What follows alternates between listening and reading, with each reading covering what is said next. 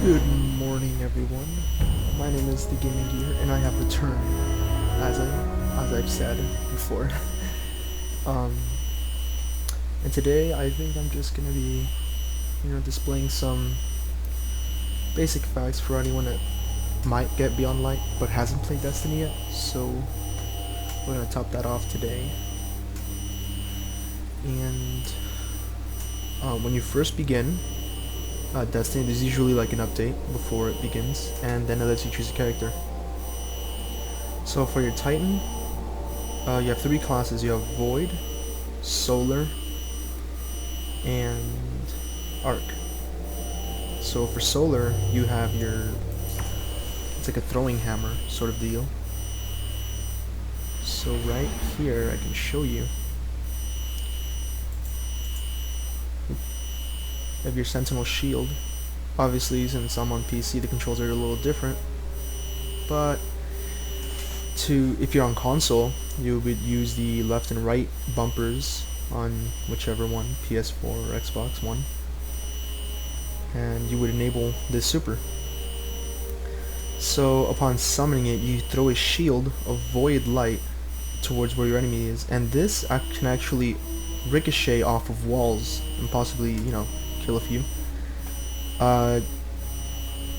For me, it's left click to attack, but for others, it's right trigger to attack. It's either that or it's right bumper. And then you have C, press to block. No, it's actually going to be your left trigger to block on console.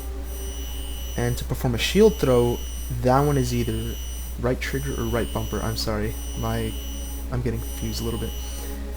But yeah, and you have three branches. I believe you only unlock this. Well, it's unlocked for everyone now, but back then you had to do a certain quest to unlock it, and it's possibly going to be the same type of deal. So you can choose a Ward of Dawn. Whenever you press LB, instead of having a shield, you would summon, well, a shield, but you won't really be carrying it. It'll be stationary. So while you're in this shield, you'll be protected, and your allies as well. If you pass through it, you'll get a temporary increase to your weapon damage. So you get like a buff for DPS for a short amount of time. Rallying Force, every time you get a melee, you restore some health for you and nearby allies. Defensive Strike, if you hit your enemy with this melee ability, you get an overshield around you and any allies nearby. And any final blows with melee will give you energy while the shield is active. For this one, it's rather different. You'll guard your Sentinel Shield to create a defensive wall, and resupply. You and your nearby allies regain health as grenade and melee energy when your void detonators explode. So Tactical Strike, it's similar to melee, it just causes an explosion. And Demolition, it's mainly an ability, but I believe it's going to be your grenade, I guess. And it'll be like a detonator. You'll be able to activate it after a while. So for this one, you can do a shield bash. If you sprint for a while, you'll start to the outline of your screen will glow white, and you'll be able to perform a shield bash every time you melee. For this one, you can every kill you with your grenade will recharge the energy for that ability. And in the trenches, kills while surrounded by enemies reduce the cooldown of your super. So if you kill while surrounded by your enemies, you will reduce the cooldown by your super. Oh my god, I'm just reiterating it. So basically, if you kill enemies while you are being surrounded, the energy granted by those kills will resupply your super, in a way. And second shield, you'll get, another shield throw while your super is active. And barrier, you have a towering one, and you have a rally. Rally, you can actually aim over it, and towering, you're gonna have to go side to side or go through it. But I really wouldn't take that risk. I'm not really a Titan main. I mainly use my Warlock, but it's pretty good. So for your grenade, you have a magnetic grenade. It attaches to enemies and explodes twice, so it causes double the damage in a matter of seconds. You have a void wall grenade. It will create a horizontal wall, so when you throw it, it'll create a wall going one line forward, one line back, and it'll stop after a few meters. And for your suppressor grenade, every time it explodes, it suppresses. Wait, no, it suppresses the enemies from using their abilities for a while. So you'll basically like nullify them to get the easy kill. And this is like your jumps down here. Okay, this is when you double jump. This is a defense, and this is more like the offensive. So going here, you have high lift. When you jump in midair, you can go a lot higher. This one, you'll just be better at controlling, not much height, better controls. And for this one, you'll get a strong initial burst of momentum. So whenever you first lift off, you'll get a really strong head start above. And that's it for the void. Now for your solar, you have an incendiary grenade, which just lights them on fire. You have a thermite, which creates a burning line of fire. If they pass through it, they'll take solar damage. And a fusion grenade, it'll attach to enemies as long as you hit them. I don't believe this one can track and just follow like the hunter does. This is a towering bear, same thing here with the other one. Increases your reload speed while aiming through it. And this is the same thing. The only thing that changes is this super and occasionally the grenade. So you create a hammer and it binds to, well, for my controllers it's a certain key, you know. No, for PC it's a certain key, sorry. Mine is F, this is the default controllers. It could be any key, but for console it's going to be, of course, your left and right bumper. And then you have hammer strike. While sprinting, you can use the melee to swing a blazing hammer and it'll weaken the enemies, so you'll basically take out the shield and essentially just melee if you have a high strength. Strength, when it comes to armor class, it is the grenade cooldown, isn't it? No, it's the cooldown of your melee, sorry. But yeah, they'll shatter into explosive embers if you hit someone on impact. Damage. If you throw a hammer from a distance, after throwing it you can pick it back up and it'll recharge your melee. A burning maul. This one is actually a double wielded hammer, basically like a sledgehammer, and you slam it onto the ground and it creates a, it's similar to the thermite grenade. It's a line of fire and it explodes. It can track the enemy basically, from what I've seen in gameplay. And Tireless Warrior, you just get, you know, if you hit someone with your hammer and you pick it up, it'll regenerate your health. Mortar Blast. If you strike an enemy with this melee ability, to release a solar explosion, setting nearby enemies on fire. So if you hit someone with this, enemies nearby, they'll instantly take solar damage from the spread. And Soul Invictus. Solar ability kills restore your health.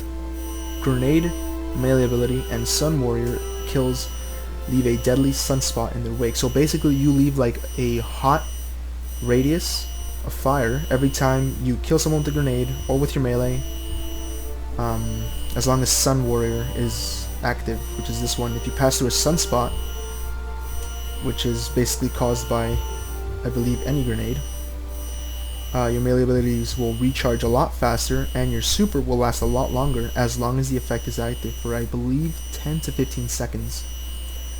It also increases the damage you do, so maybe it slightly goes higher. So yeah. Now, oh boy, my mouse.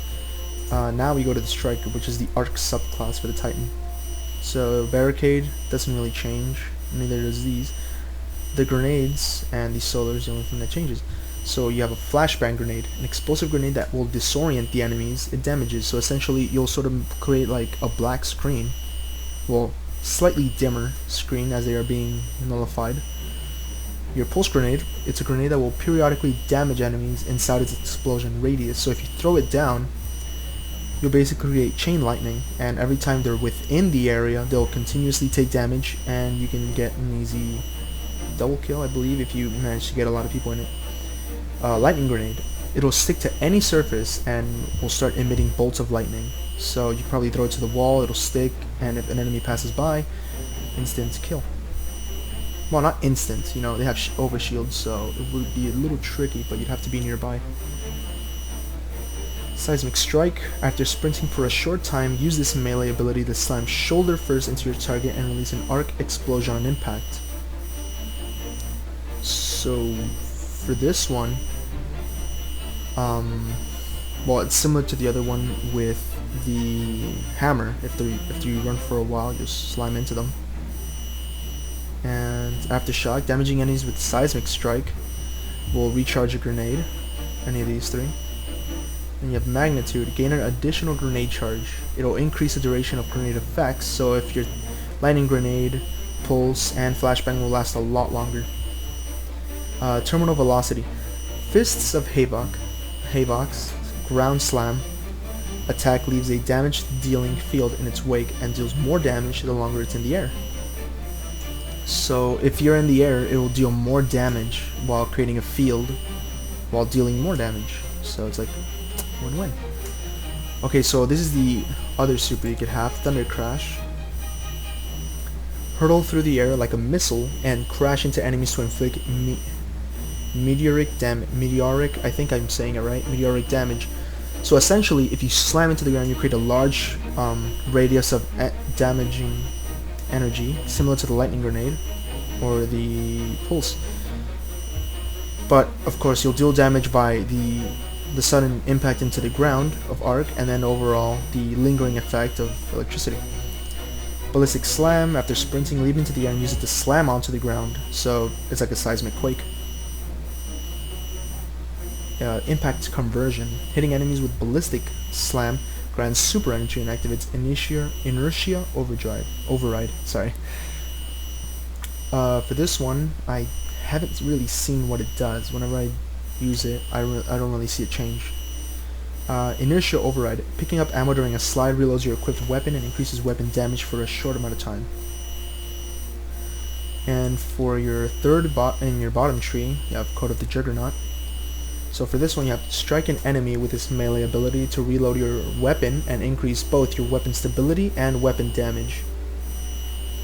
So for this one, if you strike someone with your melee, of course, your weapon that you currently have equipped will be automatically reloaded, and your stability and weapon damage will increase significantly for a short amount of time, or until, of course, you die.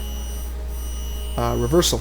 Melee kills immediately trigger health regeneration, so it's similar to an exotic weapon named Crimson. It's a 3-round burst exotic hand cannon. So whenever you get a headshot with that hand cannon, you manage to regenerate health a lot quicker, and your ammo is restored. So it's similar to that, except there's no, ammo restoration perk on this. Knockout. Critically wounding an enemy or breaking their shields increases your melee range and damage. So as long as you critically damage them into breaking their shield, your melee range and your damage will increase as well. So if you're nearby, you can easily just rocket punch them right in the face and just take them out. This is useful if you're on control and someone's basically in the capture radius. Any point A, B, C, any of them. And then there's Trample. Destroying an enemies with Fist of Havok extends its duration, so it'll just be a lot longer for it to run out. It'll take a while longer. That's pretty much all for the Titan tree, and that'll pretty much be it for the Titan. In the next video, I'll display the Hunter and the Warlock, because it's not as complicated as these, or maybe they'll just be separate videos. Who knows? Anyways, thanks for watching. Leave a like, subscribe, drop a comment down below, hoping to see what you want to see next, and something I can review. And I will see you guys in the next video. Alright, bye.